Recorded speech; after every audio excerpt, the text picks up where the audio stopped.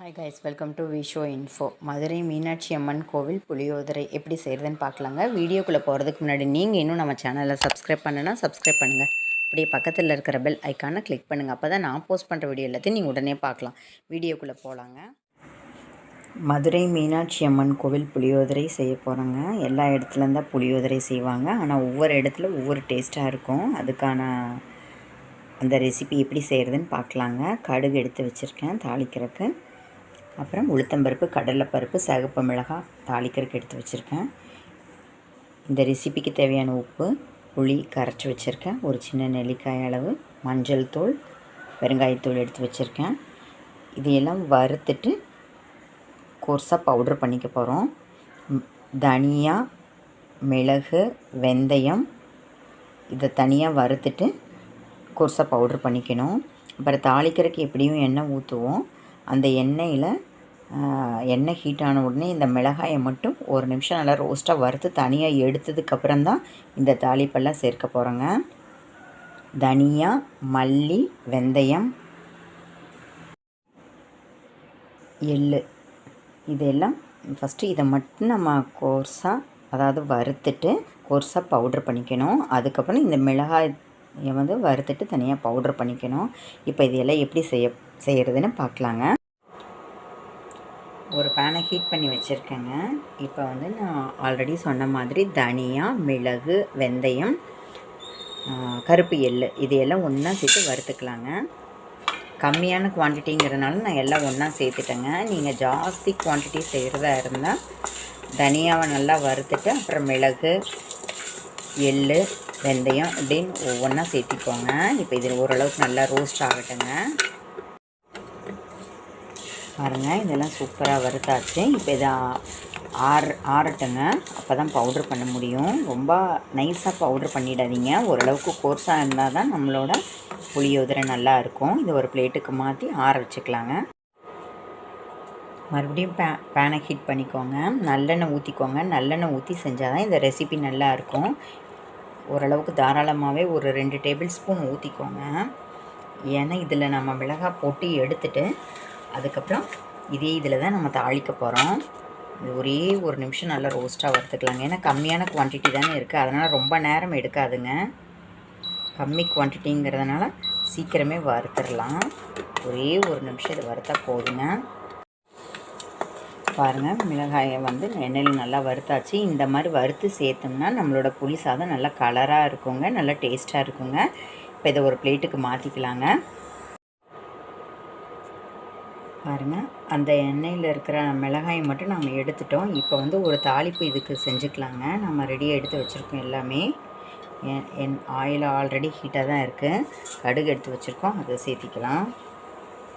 கடுகு வெடிச்சோடனே கடுகு உளுத்தம்பருப்பு எடுத்து வச்சுருக்கோம், அதையும் சேர்த்திக்கலாங்க.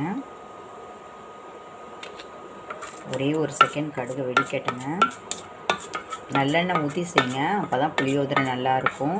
நல்லெண்ணெய் பிடிக்காது அப்படிங்கிறவங்க அப்புறம் ரெகுலர் குக்கிங் ஆயில் தாராளமாக யூஸ் பண்ணிக்கலாம்.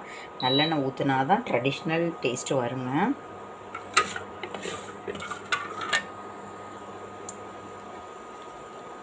கடுகு வெடிச்சிருச்சு.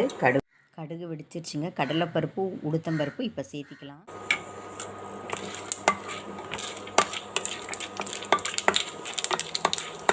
நம்ம சேர்த்த உளுத்தம்பருப்பு, கடலைப்பருப்பு கலர் சேஞ்ச் ஆகிடுச்சுங்க.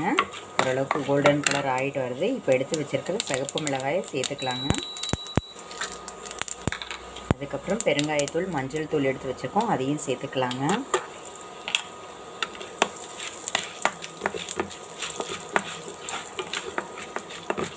இப்போ புளி தண்ணி எடுத்து வச்சுருக்கோம், அதையும் ஒரு நிமிஷம் நல்லா ஊற்றி கொதிக்க வச்சுக்கலாங்க. ஏன்னா புளி தண்ணி நல்லா கொதிச்சா தான் அந்த பச்சை வாசனை போகும். இப்போ அதையும் சேர்த்துக்கலாங்க. ஒரே ஒரு செகண்ட் இந்த மிளகாய் இதில் கலர் சேஞ்ச் ஆகட்டுங்க. பாருங்கள், புளி தண்ணியை சேர்த்திக்கலாம். நான் கம்மி குவான்டிட்டி செய்கிறதுனால புளி தண்ணியை இதில் டைரெக்டாகவே ஊற்றிட்டேங்க. நீங்கள் கிட்டத்தட்ட 1 கிலோ 2 கிலோ செய்கிறதா இருந்தால் புளி தண்ணியை நல்லா ஒரு வெறும் பாத்திரத்தில் தனியாக நல்லா கொதிக்க வச்சு அதை வற்ற வச்சு அதுக்கப்புறம் தாளிப்பு வேறு பாத்திரத்தில் செஞ்சுட்டு அதுக்கப்புறம் ஒன்றா மிக்ஸ் பண்ணிக்கோங்க. இப்போ நான் கம்மி குவான்டிட்டிங்கிறதுனால எல்லாம் ஒன்றாவே சேர்த்துட்டேங்க. இது நல்லா கொதித்து வற்றி வரட்டுங்க. இந்த ரெசிபிக்கு தேவையான உப்பை எடுத்து வச்சுருக்கோம், அதை இப்போ சேர்த்துடலாம். இது நல்லா கொதிக்கட்டுங்க. இப்போ நம்ம இதுக்கு புளியோதரைக்கு ஒரு மசாலா வறுத்து வச்சுருக்கோம். இதை வந்து இப்போ கோஸை பவுட்ரு பண்ணி எடுத்துக்கலாங்க. தனித்தனியாக வறுத்துட்டோம். இப்போ ஃபஸ்ட்டு இதை மிக்சியில் கோர்ஸாக ரன் பண்ணிவிட்டு அதுக்கப்புறம் இதை தனியாக போட்டு கோர்ஸாக ரன் பண்ணிவிட்டு அப்புறம் ஒன்றா மிக்ஸ் பண்ணிவிட்டு காமிக்கிறேங்க. புளி தண்ணி நல்லா கொதித்து ரெடி ஆகிடுச்சுங்க. இப்போ நம்ம பவுட்ரு பண்ணி வச்சுருக்கிற மசாலா அப்புறம் அந்த மிளகாய் சேர்த்து நம்ம பவுட்ரு பண்ணியிருக்கோம், எல்லாம் ஒன்றாவே மிக்ஸ் பண்ணியாச்சுங்க. இப்போ இதை சேர்த்து இது ஒரு நிமிஷம் நல்லா கொதிக்கட்டுங்க.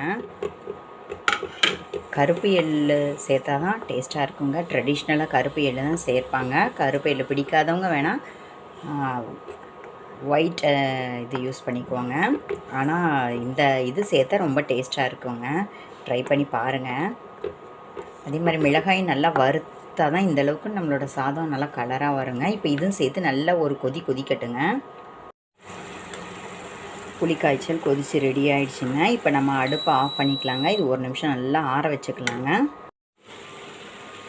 பச்சரிசி சாதம், புழுங்கல் அரிசி சாதம் நீங்கள் எது வேணால் எடுத்துக்கலாங்க. ஆனால் கோயில் எல்லாம் ட்ரெடிஷ்னலாகவே பச்சரிசி சாதம் மட்டும்தான் செய்வாங்க. இப்போ நான் அதை தான் வேக வச்சு எடுத்து வச்சுருக்கேன், ஆற வச்சுருக்கேன். நல்லெண்ணெய் மேலே ஊற்றிக்கலாங்க. அப்போ தான் புளியோதரை டேஸ்ட்டாக இருக்கும்.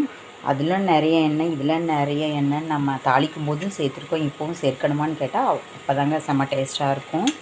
இப்போ இதையும் நல்லா ஆற வச்சுக்கலாங்க. ஒரு 2 மினிட்ஸில் அதுவும் ஆறினதுக்கப்புறம் இது ஓரளவுக்கு சூடாக இருக்கும்போதே போட்டு மிக்ஸ் பண்ணிக்கலாங்க. இந்த புளியோதரை மிக்ஸை எடுத்து இதில் போட்டு மிக்ஸ் பண்ணிக்கலாங்க. இப்போ நான் சொன்ன உப்போட அளவு, பொடியோட அளவு எல்லாம் இதுக்கு சேர்த்தா கரெக்டான அளவுங்க. மிக்ஸ் பண்ணிவிட்டு எது பத்தலையோ அது சேர்த்துக்கலாங்க. சாதம் ஓரளவுக்கு ஆறிடுச்சுங்க. நம்ம ரெடி பண்ணி வச்ச புளி காய்ச்சலும் கரெக்டான பக்குவத்தில் இருக்குங்க. இப்போ இதை ஊற்றி கிளறிக்கலாங்க.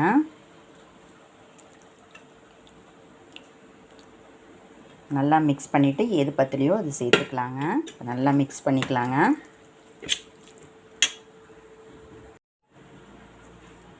சூப்பராக நம்மளோட மீனாட்சி அம்மன், மதுரை மீனாட்சி அம்மன் கோவில் புளியோதரை ரெடி ஆகிடுச்சுங்க.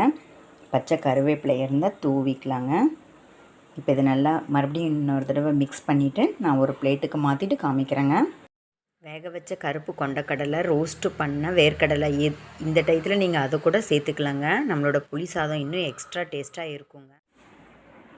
அருமையாக நம்மளோட புளியோதரை ரெடி ஆகிடுச்சுங்க. மதுரை மீனாட்சி அம்மன் கோவில் புளியோதரை ரெடி ஆகிடுச்சுங்க.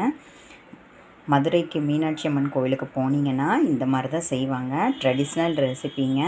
அதனால தான் நம்ம கருப்பு எள் யூஸ் பண்ணியிருக்கோம். அதே மாதிரி மிளகாய் எல்லாம் இந்த அளவுக்கு ஒரு 4 சிகப்பு மிளகாய் சேர்த்துருந்தா கூட அதை எண்ணெயில் நல்லா வறுத்துட்டு அப்புறம் நம்ம பிடிச்சதுக்கான காரணம் வந்து கலரு டேஸ்ட்டுக்கு தாங்க. அதாவது வேலை அப்படின்னு பார்த்தா கொஞ்சம் பெரிய வேலை மாதிரி தெரியும். ஆனால் அந்த மாதிரி செஞ்சால் தான் அந்த கோயிலில் நம்ம சாப்பிட்ற புளியோதரை மாதிரி இருக்குங்க. ட்ரை பண்ணி பாருங்கள். செம்ம ரெசிபிங்க. புளியோதரை தெரியாதவங்க யாருமே இருக்க மாட்டாங்க. புளியோதரை பிடிக்காதவங்களும் யாரும் இருக்க மாட்டாங்க. ஒரே புளியோதரை தான் ஒவ்வொரு கோவிலில் ஒவ்வொரு மாதிரி பிரசாதமாக சாமிக்கு செய்கிறாங்க. நாமளும் ஒவ்வொரு டைம் ஒவ்வொரு மாதிரி ட்ரை பண்ணி பார்க்கலாங்க. இதே பிராமின்ஸ் வந்து ஒரு மாதிரி செய்வாங்க. ஒவ்வொரு கோவில்லையுமே ஒவ்வொரு மாதிரி இருக்கும். நம்ம நல்லா கவனித்து சாப்பிட்டோம்னா நமக்கு தெரியும். ஒவ்வொரு டைம் நம்ம ஒவ்வொரு மாதிரி ட்ரை பண்ணலாங்க. என்னங்க இந்த ரெசிபி உங்களுக்கு பிடிச்சிருந்தால் லைக் பண்ணுங்கள், ஷேர் பண்ணுங்கள், கமெண்ட் பண்ணுங்கள். ஞாபகமாக சப்ஸ்கிரைப் பண்ணுங்கள். ஓகே, பாய்.